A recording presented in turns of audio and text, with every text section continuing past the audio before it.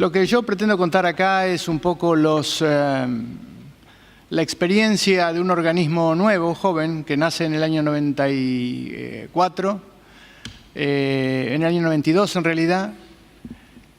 Ahí se crea la CONAE y se le da como un mandato a propósito. Acá se mencionó varias veces cosas en común entre la CONEA y la CONAE, como dos organismos que lideraron dos temas de desarrollo científico-tecnológico nacional que tienen muchas cosas en común. Ustedes saben que también esto es una especie de anécdota, pero también tienen en común algo interesante, y es que los dos nacen de tratar de tapar un fracaso. La Comisión Nacional de Energía Atómica se crea como consecuencia, bueno, en algún momento, en la Segunda Guerra Mundial, como consecuencia, la Argentina recibió muchos científicos alemanes. Uno de ellos, el doctor Richter, trajo un proyecto diciendo que tenía el conocimiento de cómo desarrollar la fusión nuclear, cosa que al día de hoy todavía no se resolvió. Bueno, lo convenció al presidente de ese momento, que era el general Perón, puso ingente cantidad de recursos en ese proyecto que desarrolló instalar en la isla Huemul y finalmente terminó en un fracaso. Ante ese hecho, yo resumo fuertemente una historia que se podría relatar en una hora, ¿no? Pero digamos, lo resumo muy fuertemente. Como consecuencia dice, bueno, ¿y con esto qué hacemos? ¿Qué hacemos con todo esto? Con todo esto que se ha movilizado, toda esta energía. Y decidieron, por suerte, crear lo que después termina siendo la Comisión Nacional de Energía Atómica, el Instituto Balseiro en Bariloche, etc. Por eso está en Bariloche todo eso. Lo de la CONAE es algo parecido. Empieza con un proyecto, no diría que fue un fracaso, pero fue un proyecto misilístico, el proyecto Cóndor 2, que se toma la decisión de hacerlo en un contexto internacional determinado y luego por distintas razones, porque cambiaron el esquema de regulaciones y porque hubo dificultades de financiamiento, empezaron a aparecer socios para este proyecto no muy santos, entre comillas, y bueno, eso llevó a una presión internacional que termina en el desmantelamiento del proyecto. Y nuevamente, ¿qué hacemos con esto? Hubo ideas hasta de hacer un parque de diversiones en ese lugar. Y bueno, finalmente se toma la decisión, bueno, hagamos una agencia espacial. Y ahí se crea la CONAE. Y se dice, bueno, tiene que presentar un plan espacial y se le da a la CONAE como primer mandato elaborar ese plan espacial, que se presenta y se aprueba en el año 94. Yo tengo la suerte de haber entrado en ese momento justamente en la elaboración del plan espacial. Yo participé en esa elaboración y estoy en CONAE desde ese momento, hace 24 años. Es interesante, ¿no? Porque dos proyectos exitosos empiezan como un traspié, por decirlo de algún modo así liviano. Es interesante como una reflexión hacia la Argentina, ¿no? Creo yo. No nacen de una planificación, de una intencionalidad, de un plan, de una estrategia, sino de un traspié. Lo quiero dejar acá porque podríamos seguir hablando de esto, pero se me va el tiempo. Y empiezo con la presentación entonces. Entonces yo recién hablaba del Plan Espacial Nacional que se presenta en el año 94 y que se revisa cada tanto. Estamos ahora, el Poder Ejecutivo tiene para su evaluación una nueva versión del plan que tiene principalmente dos objetivos. Uno, ir al espacio para ver la Tierra, es decir, ofrecer información estratégica para la sociedad. Como bien observaron, no incluye el tema de telecomunicaciones, porque en ese momento el tema de telecomunicaciones estaba en manos privadas y no parecía tener sentido que el Estado hiciera una inversión para competir con un desarrollo privado que estaba en ese momento, que no era el actual, no existía ARSAT, sino que era una empresa Nahuelsat. Y la evaluación se mantuvo en el tiempo. Probablemente sea interesante revisarlo en algún futuro. Pero de momento el plan espacial arranca con esa estrategia porque no había nada en el tema de teleobservación y había una demanda en la sociedad importante. Pero hay un segundo objetivo y es que este primer objetivo sea concebido como una oportunidad de desarrollo tecnológico nacional. Es decir, el primer objetivo se podría haber resuelto haciendo contratos, contratando desde servicios hasta los satélites mismos. Muchos países, en la región inclusive, han contratado la fabricación de satélites para ellos.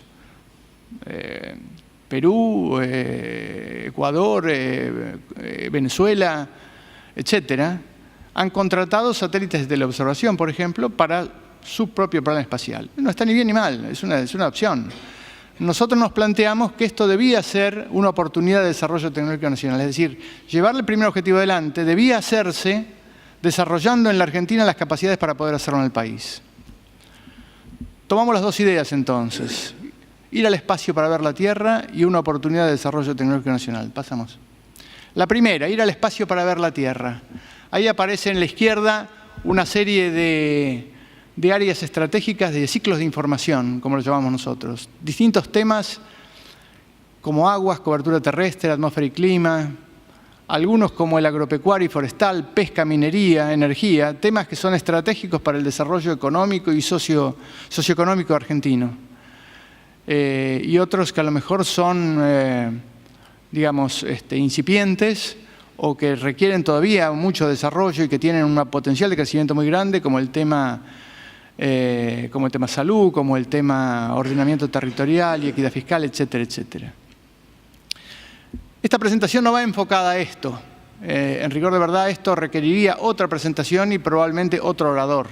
No voy a hablar acá de aplicaciones, aunque quiero mencionar que este es un tema muy importante que tiene mucha importancia en la actividad de CONAE. Vamos a la siguiente. Me voy a parar un poco más en la segunda, lo de la oportunidad de desarrollo tecnológico nacional, que me parece que es el core de lo que se pretende de esta presentación. Y acá habría que decir algunas pautas, establecer algunas pautas con las cuales se planteó cumplir con este objetivo. Por lo tanto, a través del desarrollo de recursos humanos, como una cultura de desarrollo, ¿qué significa esto? Si la actividad espacial tiene una particularidad, que quizás no sea exclusiva, pero sí es que marca fuertemente la actividad espacial, es el tema de que tiene que ser pensada desde el principio, desde el punto de vista del aseguramiento de la calidad. Por una razón muy simple, no se puede ir arriba a reparar un satélite. Aunque hay excepciones, como el caso del Hubble conocido, la realidad es que esos esfuerzos son mucho más caros que la mayoría de los satélites. Es decir, no tiene sentido reparar un satélite, es mucho más económico hacer otro. Esto lleva a que se deban extremar medidas en toda la fase de desarrollo, desde su concepción, desde el establecimiento de los requerimientos hasta los ensayos finales del satélite. Toda la vida del satélite requiere un seguimiento muy estricto de cómo se establecen y cómo se tracea, cómo se hace el tracking de todos los requerimientos. Todas las instancias importantes de la vida del satélite deben ser auditadas, deben ser revisadas, deben ser aprobadas para poder seguir. Hay instancias que requieren ensayos que requieren la fabricación de modelos de computación que muchas veces tienen que ser verificados con modelos físicos, por ejemplo, modelos estructurales para vibrarlo y verificar que el modelo matemático se cumple. Por ejemplo, porque el satélite, si no se pensase con ese criterio, cuando uno lo pone en un lanzador, con la vibración del lanzador en el momento del lanzamiento se destruiría. Es decir, es necesario establecer modelos muy estrictos y poder hacer ensayos mecánicos que validen esos modelos. Después voy a hablar un poquito de este tipo de ensayos. Ensayos térmicos, es decir, el satélite al estar en el vacío, el principal mecanismo de disipación térmica que tiene cualquier equipo electrónico, que es la convección, desaparece, obviamente. No existen los disipadores en la actividad espacial.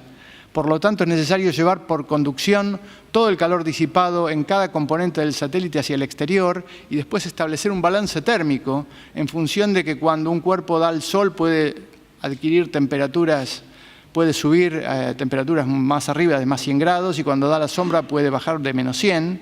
Por lo tanto, hay que establecer un equilibrio térmico. También se hace con modelos matemáticos y eventualmente con modelos físicos para verificar los modelos matemáticos, etcétera, etcétera. Lo que quiero decir es que hay toda una carga que es lo que acá yo llamo una cultura de desarrollo, porque todos los eslabones de la cadena que participen en esta actividad tienen que cumplir, tienen que estar acordes con esta cultura, porque ninguna cadena es más fuerte que su eslabón más débil. Entonces esto significa toda una transferencia al ámbito de ciencia y técnica local porque todos tienen que acomodarse a esta cultura de desarrollo, que por cierto, quizá exceda, pero que es muy bueno para cualquier actividad que uno quiera encarar en el ámbito industrial. Si uno quiere crear una industria competitiva, una industria de alta tecnología competitiva a nivel internacional, toda esta cultura es muy importante y pesa mucho a la hora de tener éxito en ese esfuerzo de exportación. Por lo tanto, creemos que eso tiene la inversión en este tema vale la pena justamente, entre varias otras razones, por este alto estándar de calidad que fija esta actividad. Y la cooperación internacional asociativa es un elemento importante que también se ha fijado la CONAE. El anterior, sí, es el último bullet. Cooperación internacional asociativa. También es un objetivo que se puso la CONAE, porque esto tenía que ser, digamos, esa cooperación internacional primero nos iba a permitir, de algún modo, asegurar trabajar en los proyectos al mejor nivel internacional, y adquirir ese conocimiento y esa tecnología, porque al establecer proyectos en conjunto con NASA, por ejemplo, eso significa compartir las mismas normas de trabajo, compartir criterios con gente que tiene mucha más experiencia que nosotros, y esto fue de un gran valor. Bueno, vamos más rápido, se podría hablar bastante sobre eso. Pero, bueno, para esto hay que hacer cosas en la Tierra y cosas en el espacio. Lo que tenemos en esta imagen, acá hay 3 imágenes, la parte de arriba es una vista parcial de nuestro centro espacial, lo que se ve en la parte de abajo de esa imagen de arriba es el centro de control de emisiones, atrás ese edificio blanco es el laboratorio de integración y ensayos, a la izquierda no se ve muy bien pero hay varias antenas, las antenas, parte de este campo de antenas se ve mejor en la imagen de abajo a la izquierda y abajo a la derecha parte del área de comando de las antenas, es decir, ahí concentramos buena parte de las actividades de CONAE en el ámbito de lo que es control, recepción y procesamiento de imágenes y también facilidades de ensayo para cumplir con lo que yo mencioné antes, ese proceso de calidad que exige la actividad espacial. La siguiente. El laboratorio de ensayos visto por dentro, algunas vistas parciales. Ahí vemos cámaras de termovacío. Yo dije que el tema térmico requería modelos y que esos modelos debían ser validados. Se validan en cámaras de termovacío que generan vacío y ciclado térmico similares a los que va a tener el satélite después. Abajo a la izquierda vemos shaker, vibradores que someten a los instrumentos o incluso al satélite mismo, finalmente, a vibraciones con los mismos modos de vibración que los va a someter el lanzador en el momento del lanzamiento. Arriba a la izquierda vemos la cámara de medición de antenas por campo cercano. Es una cámara también muy importante que para el SOCOM fue crítica para el desarrollo de su antena.